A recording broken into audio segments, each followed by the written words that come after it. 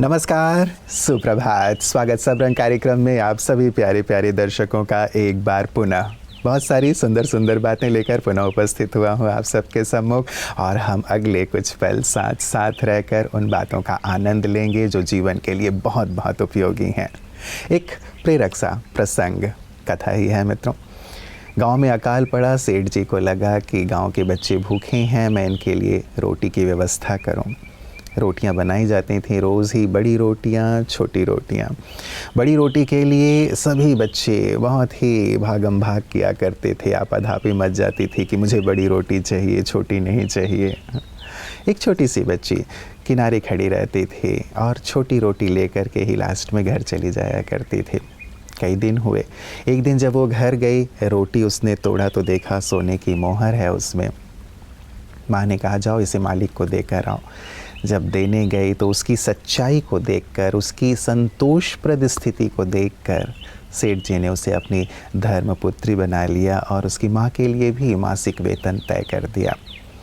सचमुच कितनी सुंदर सी बात है ना मित्रों। ये जो मूल्य हैं सचमुच हमारे जीवन को मूल्यवान बना देते हैं, हमें फर्श से उठाकर अर्श पे स्थित कर देते हैं। यदि हमारे जीवन में सच्चाई है, यदि हमारे जीवन में संतोष है तो कई बार देखने में ये आता है कि ऐसे लोग पीछे रह जाते हैं और जो आपाधापी करने वाले हैं वो आगे बढ़ जाते हैं या मूल चीज़ को लेकर के निकल जाते हैं। लेकिन ऐसा नहीं होता। यदि हम अपने मूल्य के साथ हैं तो निश्चित रूप से हमारा दिन आता है और हम शिखर पर होते हैं। तो हम मूल्यों के साथ जीते हुए अपने जीवन को मूल्यवान बनाएंगे। इसी सुंदर संकल्प के साथ आइए चलते हैं आज की सुवाक्य की ओर।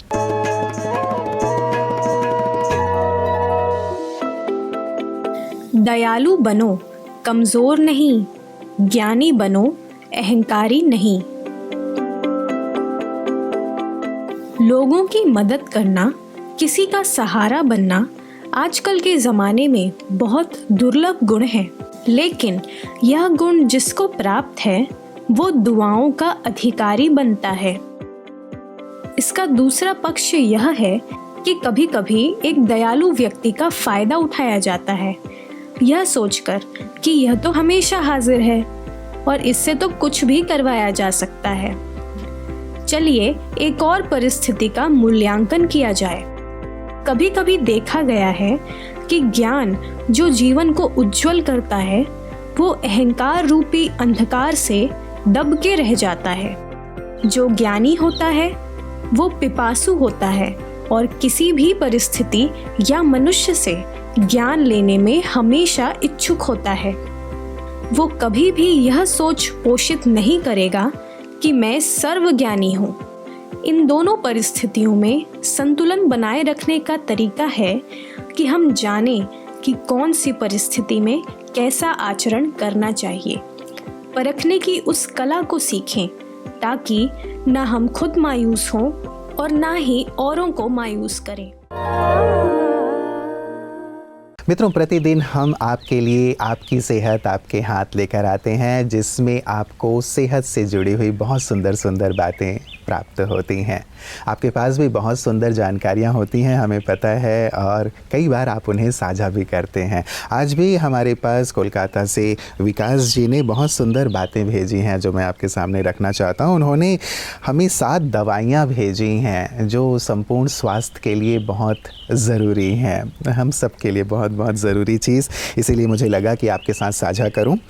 पहले वो कहते हैं कि पहली आवश्यक चीज़ है आवश्यक नींद, दूसरा सुबह के सूर्य की किरण, तीसरा शुद्ध शाकाहारी भोजन, चौथा व्यायाम, पांचवा पर्याप्त मात्रा में पानी, छठा परिवार और अपनों का समय और साथ ही सातवां आत्मविश्वास।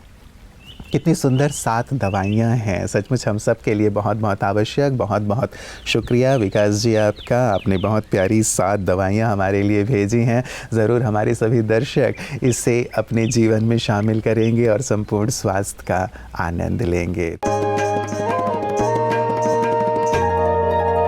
ओम शांति दोस्तों, आज हम जबकि ऐसे समय पर खड़े हैं जहाँ पर मॉडर्न हेल्थ केयर बहुत एडवांस हो गई है, फिर भी बीमारियाँ बढ़ती जा रही हैं। और जैसे हमने पहले भी शेयर किया कि हेल्दी माना हील दाई सेल्फ, अर्थात एक इस विश्व में, सारे विश्व में एक ही व्यक्ति जो आपको हील कर सकता है, स्वस्थ बना सकता है, वो सिर्फ आप ही हैं। डॉक्टर्स आपको गाइड कर सकते हैं, आपके रिश्तेदार आपकी मदद कर सकते हैं, और भगवान उसके एक श्रीमत पे चले तो एक कदम आप चलेंगे तो उसकी 1000 गुना आपको मदद मिलती है। पर हील करना स्वयं को आपको ही है। और स्वस्थ का अर्थ क्या है? स्व मन आत्मा, अस्त मन अस्तित्व। तो आत्मिक स्थिति में स्थित होकर हर काम करें, उठते बैठते खाते पीते सोल कॉन्शियस रहें, तो आप सदा स्वस्थ रह सकते हैं। तो दोस्तों, ये जो हमने बात कर रहे थे कि हम ह्यूमन बीइंग शब्द 2 शब्दों से बना, ह्यूमन प्लस बीइंग।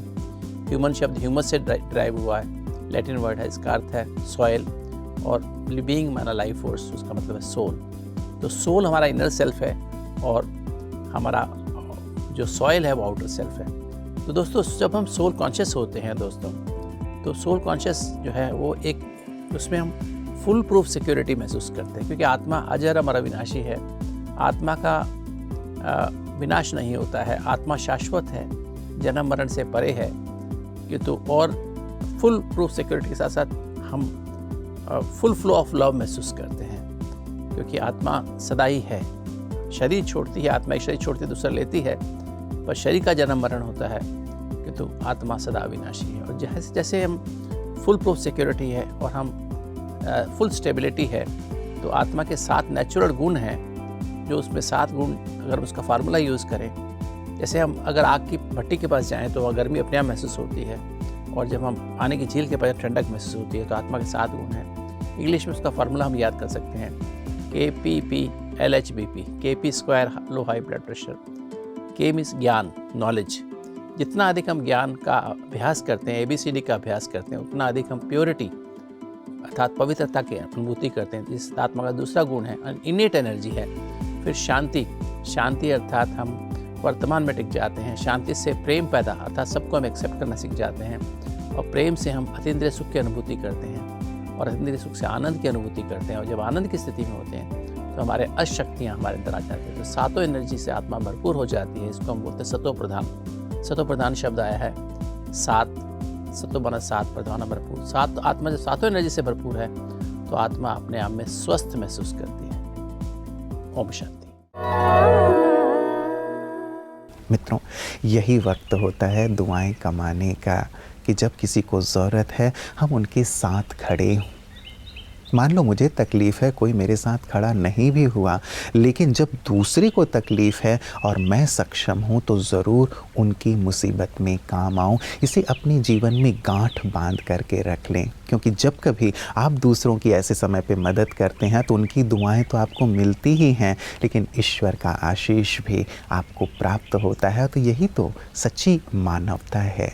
आइए इस मानव धर्म को फैलाएं, इस मानवता को अपनाएं, और यही हमें विशिष्ट बना देता है, औरों से खास बना देता है। और ऐसे ही विशिष्ट जनों को हम भी अपने इस मंच पर आमंत्रित करते हैं। When you were speaking about challenges, many people today do not want to face challenges. When there are difficult situations, people often complain, why has this problem come to me? And as a justice, I believe you know it very well that people come to you with problems. You see a lot of problems in the society, people's, corporations, large-scale problems coming to you. So when challenges come up like this, what is the personal work that goes behind in your mind in terms of how do you see challenges? Do you see them as obstacles, or do you see them as stepping stones, or you see them as something that is blocking you? Because many people, many youngsters and children would want to seek guidance on how do we really see problems in our life. It's a very practical question, Sriji. It's a reality not only for me as a person or in my personal or professional life. Everybody is facing challenges in life, in daily life. Only the things is that how they perceive the challenge is a major issues. How I see is every challenges has some sort of opportunity. And when the challenges comes to me, I always try to find the silver lining, that there might be some opportunities to explore a new way, to interpret in new way, to perceive it in new way. जिनके साथ हम रहते हैं, यदि उनकी खामियां देखते रहेंगे तो रिश्ते कभी भी मधुर नहीं रहेंगे। क्यों ना अपनी नज़र में थोड़ा परिवर्तन लाएं हम। मान लो 9 उनमें कमियां भी हैं तो एक तो अच्छाई होगी ही होगी। उस अच्छाई को ढूंढने की कोशिश करें। उस अच्छाई को जब देखेंगे, उसे आप अप्रिशिएट करेंगे, उसके लिए उनका शुक्रिया अदा करेंगे, प्रशंसा करेंगे, तो निश्चित रूप से जो संबंध हैं श्रेष्ठ होंगे, मधुर होंगे। और ये बात बिल्कुल तय है कि जो हमारे आसपास हैं उन्हीं की मदद से तो हम जीवन में आगे बढ़ेंगे। उन्हीं के साथ से तो एक मधुरता हमारी वातावरण में घुलेगी, अन्यथा एक खटास भरा वातावरण रहेगा जिसमें आपका और उनका रहना दोनों का ही दुभर हो जाएगा। इसलिए हम संबंधों को मधुर बनाएं, एक दूसरे की अच्छाइयों को देखते हुए उसे आगे बढ़ाएं। नमस्कार सभी देखने सुनने वालों को, मैं प्रोफेसर राजीव शर्मा ओम शांति का स्नेहिल अभिवादन करता हूँ। बहनों और भाइयों, एक गुरुजी ने कक्षा के अंदर अपने विद्यार्थी से प्रश्न किया। प्रश्न का उत्तर विद्यार्थी दे नहीं पाया। थोड़ी पुरानी बात थे, तब बेत मारने का चलन था। गुरुजी ने कहा तूने प्रश्न का उत्तर नहीं दिया है, अपनी हथेली आगे कर। हथेली आगे की विद्यार्थी ने, गुरुजी ने बेत को अपने हाथों से पकड़ा और मारने के लिए उठाया, लेकिन बेत विद्यार्थी की हथेली पर मारी नहीं। विद्यार्थी ने प्रश्न किया कि गुरुजी आपने बेत उठाई, मारने के लिए उद्यत हुए, मगर उसके बाद भी मुझे बेत क्यों नहीं मारी? गुरुजी ने कहा कि मैं मारना तो चाहता था तुझे बेत, मगर मैंने देखा कि तेरी हथेली पर तो विद्या की रेखा ही नहीं है, और जब तेरी किस्मत में विद्या है ही नहीं तो तुझे मारने से क्या फायदा? बस ये बात चुभ गई विद्यार्थी को।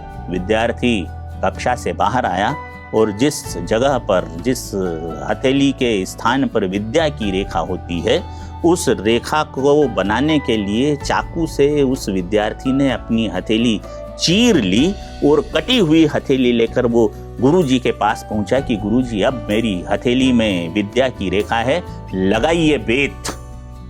ये सच्ची कहानी यहीं समाप्त करता हूँ। इसका संदेश ये है कि इस सच्ची कहानी का विद्यार्थी किरदार इस राष्ट्र की सबसे प्राचीन भाषा संस्कृत का महानतम व्याकरणाचार्य पाणिनि है। पाणिनि की बचपन की ये घटना ये सिद्ध करती है कि व्यक्ति अपने भाग्य का निर्माण अपने कर्म से करता है।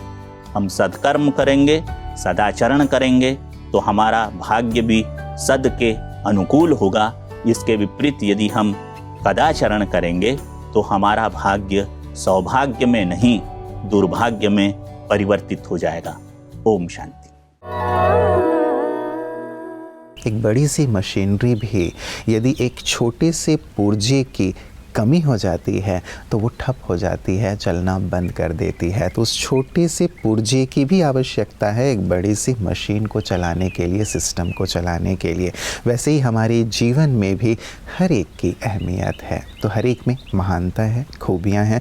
उन खूबियों को देखें, उन खूबियों की प्रशंसा करें और सबको प्यार और सम्मान देते हुए अपने जीवन में आगे बढ़ें। सचमुच यही जो सुंदर भाव है, यही जो सुंदर कला है, जीवन को आनंद से परिपूर्ण कर देती है। तो आपका जीवन आनंद से संपन्न हो, इन्हीं मंगल कामनाओं के साथ।